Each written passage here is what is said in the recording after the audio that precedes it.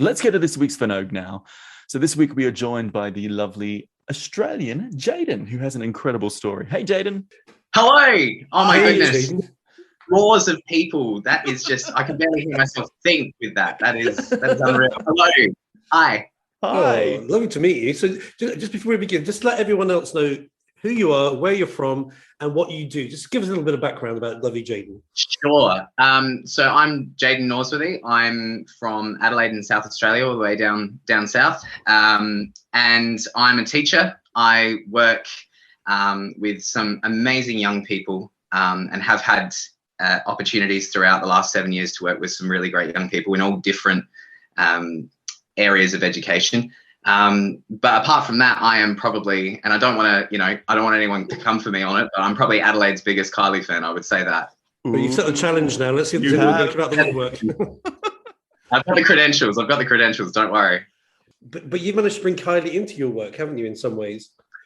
I have, yeah. I've actually just recently been given an opportunity to be able to start a dance program. So dance has been a big part of my life for the last decade, funnily enough. And it's amazing to have that personal aspect come into your professional world. And especially when I presented to a group of young people, look, this is what I've done with dance and this has been my story with Kylie. I'm happy to go against that grain. I'm happy to do whatever you want if you want to learn things off TikTok or a specific style. But it was really awesome for them to turn around and go, no, we kind of want to learn that. And that video clip where she's in like the white jumpsuit, do you know how to do that? So the fact that the young people are on board and want to learn, and we've taken it and made it something which is a part of the regular routine and rhythm of our week to week. So to be able to wake up every single day and go to work and dance to Kylie, I have no issue with that whatsoever. Yeah. No issue. And just out of interest, those young people, were they aware of Kylie? Are they aware of Kylie, or have you kind of brought that to the table, or do they know about her?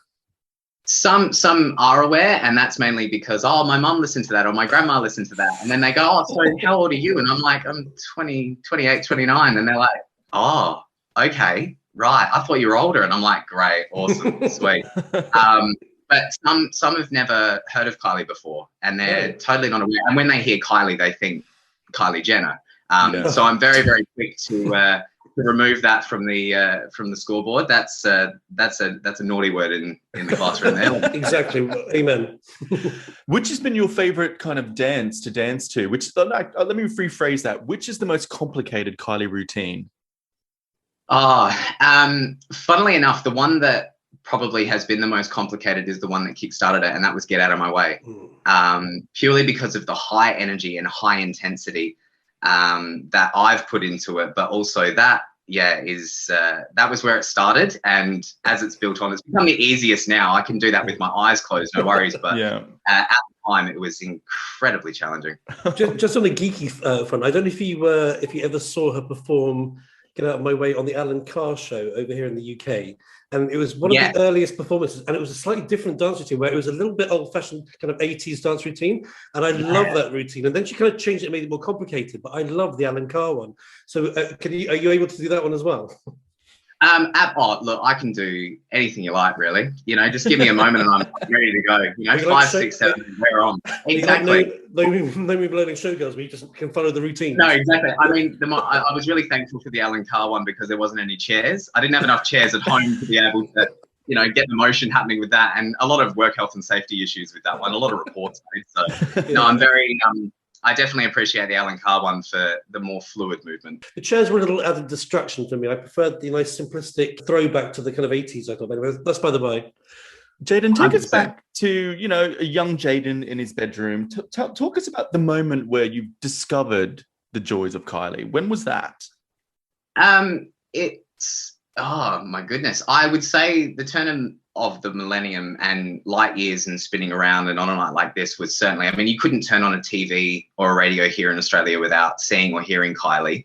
But funnily enough, I would probably say it was our parents, well, my sister and I, our parents bought a DVD player, and that was the latest and greatest technology. And I just remember watching Kylie concerts and seeing not only just and hearing the music, but there was a performer who was going in and out of costumes. There was different stage sets. The whole theatrics behind it was what drew me in. And I found myself watching the documentaries of how this like concerts were put together and how you would go on a world tour. That just, I was like, that's what I want to do. I want to be able to construct shows and put that into motion and entertain people. So I definitely would say that that's where it all kickstarted in the early 2000s. Absolutely.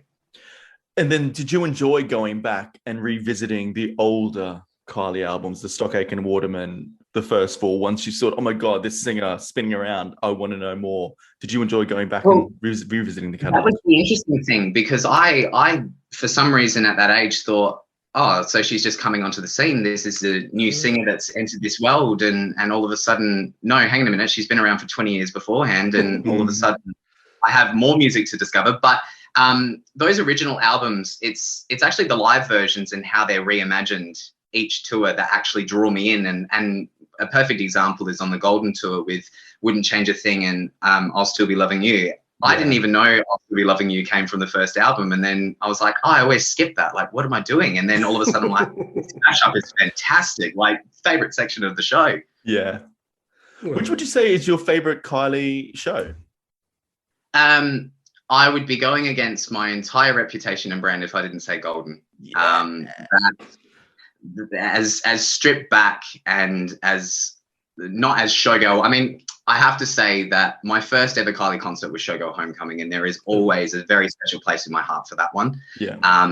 Golden, without a doubt, was such a full circle moment for me personally. But even just now that I say that, my first Kylie show and the most recent Kylie show was with my mum. And I'm going to try and not get emotional saying that, because that's in itself another layer that's really, really special. So why is it particularly special? Does it just out of interest? Well, I mean, growing up, and you hear a lot of stories, and especially my background in teaching, you hear a lot about young people who are a part of the rainbow community and don't have the privilege or the opportunity to be able to grow up in a supportive household. And, you know, not just my mum, but my dad and my sister, without them and the ability to be able to freely be myself, I wouldn't be sitting here having this conversation with you both now. I wouldn't probably have met Kylie. I wouldn't have done all of the things I've done. And after, 20 years of being a fan and 10 years of dancing, landed on my feet. Yeah. So I'm very, very thankful. And it's in those moments when you do look back, like right now, and you go, actually, my mum was there for those experiences. My dad and I, we went to see the X Tour in Melbourne, and they didn't have to do that. They didn't have to be a part of it, but they knew it was important. So I'm very, very thankful. I asked quite a lot in our little interviews with our Fanogues, the impact she had on their lives when they were, on the verge of coming out. Was Kylie, was she kind of instrumental in you coming out and feeling like you belonged in a certain world? Because I mean, we all seem to be bonded by Kylie in some way. Yeah, absolutely. I mean, she was really at the intersection of me identifying that I was coming into a more authentic lifestyle, and also that I wasn't my best self physically. I didn't look in the mirror and go, oh, that's Jayden. And that was around... Because at that point, earlier on, you were a little bit on the heavier side, weren't you? Yeah, you guys have done your research. This is fantastic. I was 130 kilos. And to cut a very long story short, I lost 65 kilos dancing to Kylie's music. So yeah, that cross section of coming into my new world and saying goodbye to the old one was pretty much at the release of Aphrodite and Get Out of My Way. So that being the catalyst, certainly just, what a catalyst. Yeah, totally changed your life. That's amazing. So were you 18? You were 18. Excuse me. You were 18 when Aphrodite came out. 18? Yeah, around about 18, 19. Yeah. So was that the kind of time you were kind of coming out and you were not happy with your body and you thought, I really need to kickstart a new chapter of my life?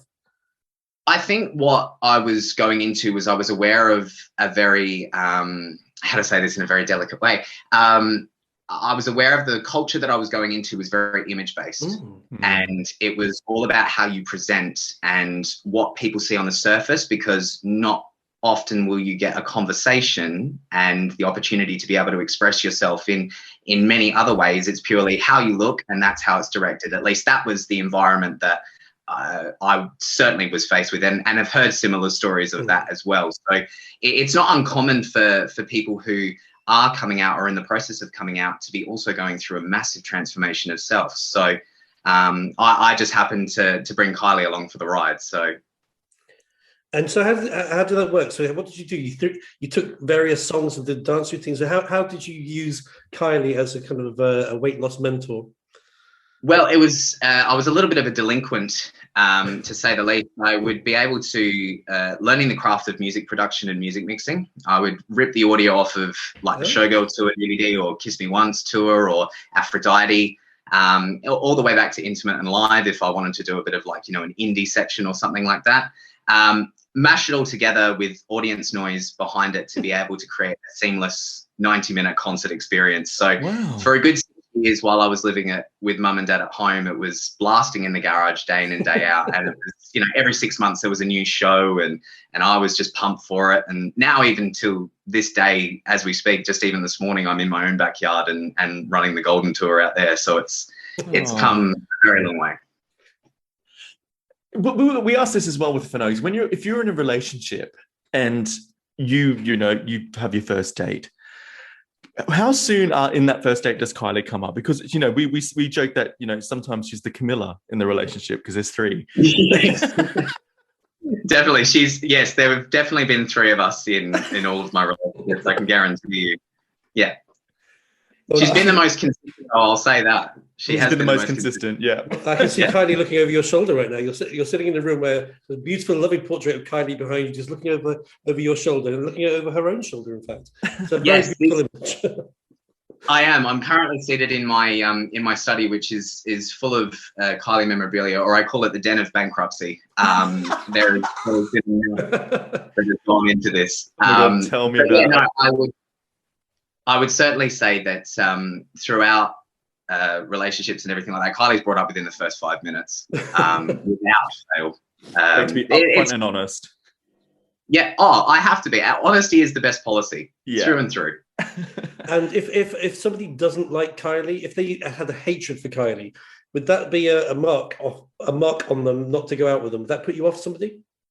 No, that's an opportunity to educate. Always, always. I always look at the positives. You've got to look at the glass half full.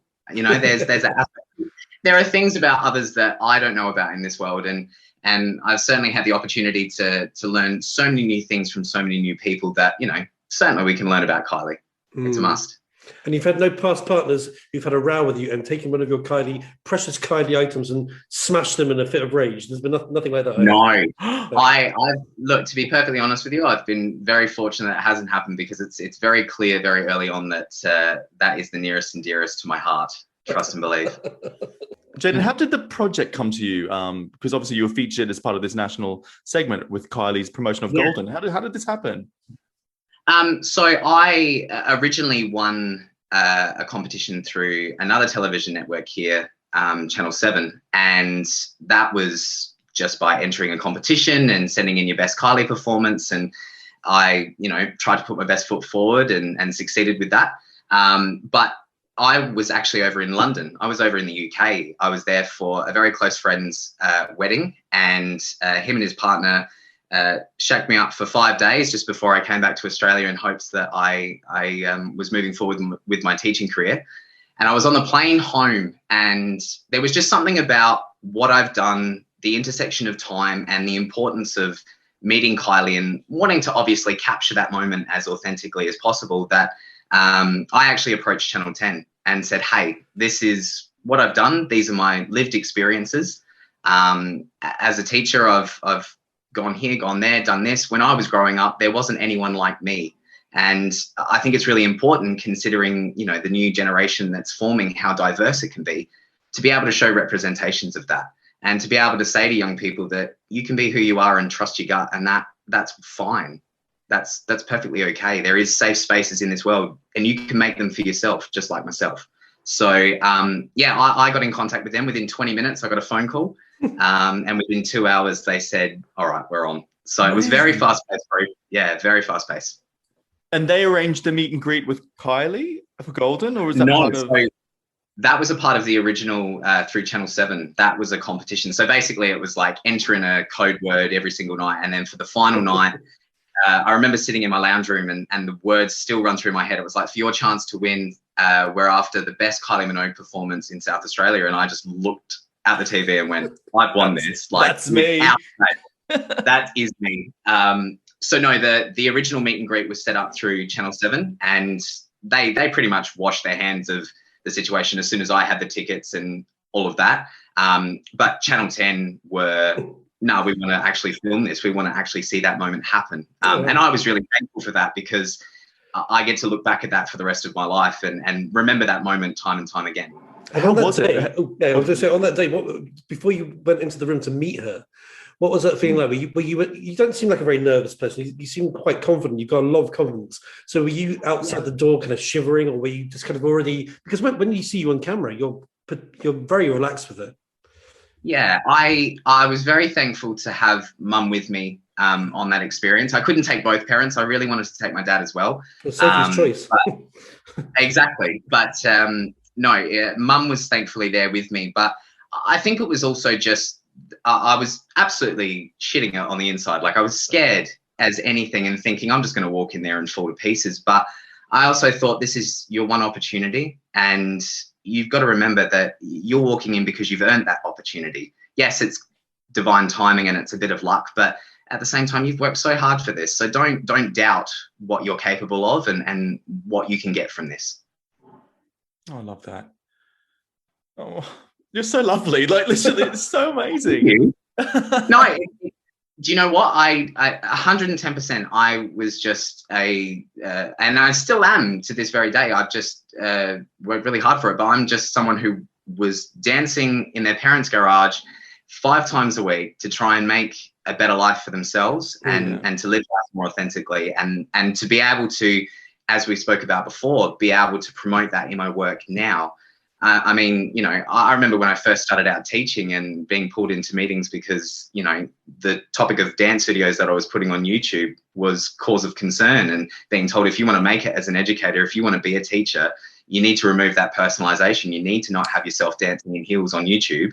To then now, because of what I've done, it's something I'm teaching and I get to do that every day. It's absolutely incredible how the power of being able to make the world what you want it to be and what you want to see in it. Well done, you. What do you want to, just have interest? I mean, what would you like to do next? You said you're kind of very musically, you're musically orientated as well. So is teaching something you want to carry on doing, or do you want to start some kind of like dance school where you can use dance to kind of encourage people to change their lives? Because I guess that's what you're kind of doing, isn't it? Yeah, I mean, look, it's really, it has a lot of layers to it. I mean, health and wellness, but at the same time, just even connections with other people. I mean, the young people that I've got, they may not necessarily interact with each other outside of a school environment. So that 90 minutes that I have with them is an opportunity for them to meet like-minded young people and build connections from there in a safe and collaborative way. From teaching is absolutely something I've fallen in love with, being in my current role. I certainly have gotten that spark for it, and I've searched for it for a really long time. But where I'm at now, and as I said, landing on my feet, and I definitely feel that, it's something I definitely want to continue. And I suppose in terms of that music tech side, I mean, I'd love to be able to put on a show. We have an arts festival here called The Fringe, which runs at the beginning of the year, in something called Mad March. Basically, there are like 7 events running at the same time in March, and then for the rest of the year in Adelaide, it's just ghost town. But I would, you know, one day if that opportunity arises and if I can make it happen, maybe it will. It would be really awesome to do a bit of a cabaret show kind of thing. I could definitely see myself with all the young people that you're working with. It'd be lovely. You could do these shows. You put shows on. It'd be absolutely fabulous. Yeah. Absolutely. I mean, that was what one of my bosses actually came to me and said. She actually turned to me and she said, I want to be able to do Rock of Stedfords or, like full-on performance art. And for those who don't know what Rock of Stedfords are, it's basically where schools around Australia all compete and do sort of like a glee type performance. Goes for 10 minutes, but it's got a message behind it. So when she presented that, I said, look, give me 10 minutes and some Kylie and I can see what I can do. So you can do a great story. We're working towards that at the moment. Oh, that's really good idea.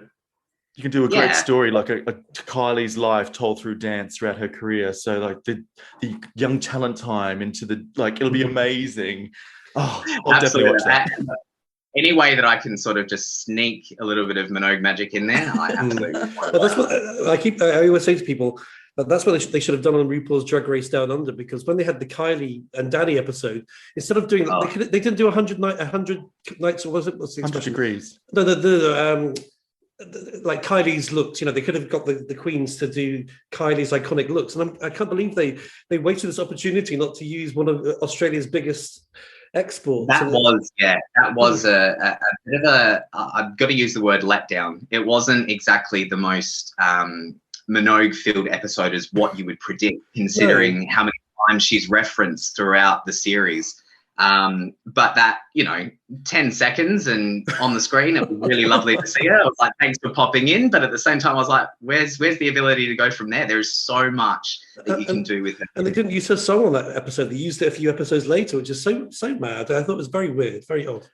Absolutely. Don't get me wrong. Better the Devil You Know is an absolutely banging song, and we'll crank that as loud as possible anytime. So they chose a good one. They redeemed themselves with that. But yeah, look, if there was any creative control, the three of us could have run that episode quite easily.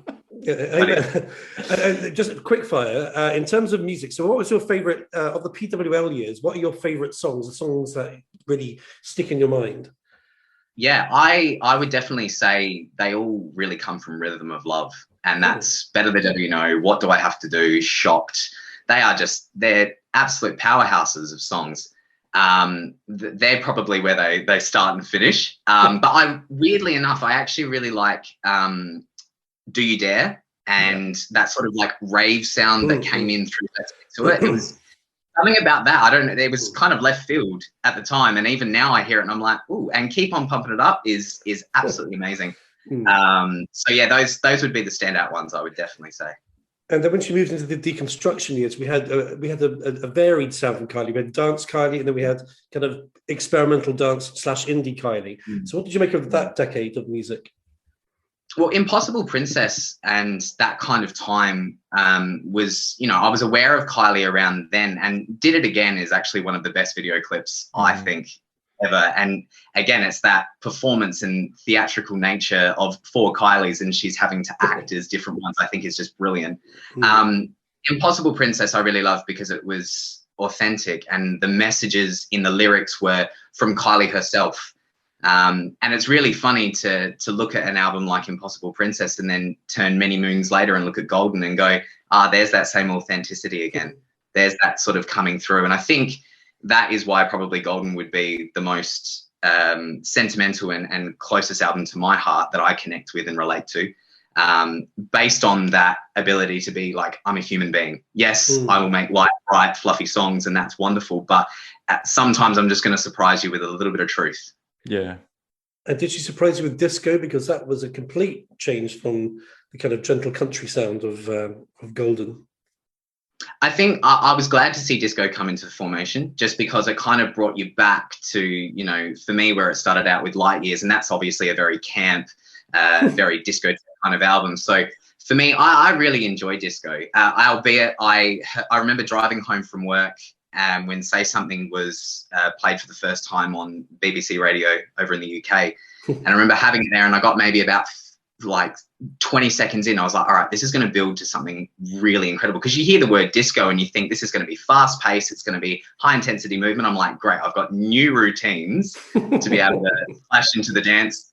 But Say Something didn't grab me at first, and it took a bit of time to be able to grow towards it. That I actually, after hearing the whole album, I'm like, Say Something is probably a standout track. I really love that song. But, then again, Magic, it is, again, it's that easy, you can put it on, it lifts the mood up. So I definitely have found a lot of love for disco, and Infinite Disco, which, brought another layer and dimension to it, because you couldn't be there in that live experience yet. I use the keyword yet. But that as a live stream concert, I thought was just so brilliantly better. I think that for us, after, I know we've got we did the review of Disco immediately after it came out, and we weren't quite sure on a few things. But then I think after we watched Infinite Disco, it basically just exploded. And I'm like, I get this now. I understand it. And it was just, I think Disco for me is going to be one of my favorite Kylie albums. What do you think she should be doing next in her next sort of iteration? Well, I'm glad you asked. As her creative team, no,